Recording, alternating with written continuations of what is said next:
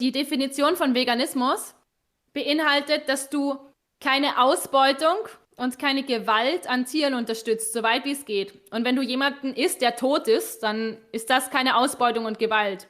Also wenn du ihn nicht getötet hast, sondern er einfach nur gestorben ist. Also wenn eine Okay. Kuh einfach so stirbt, ohne dass ich irgendwas gemacht habe, kann ich sie essen.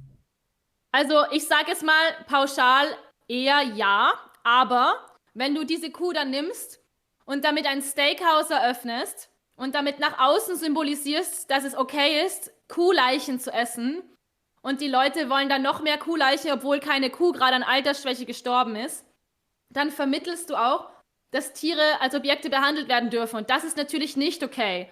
Aber Das wenn du eine stimmt. überfahrene Kuh findest und die einfach nur zu Hause isst, dann habe ich damit und die Kuh auch gar kein Problem.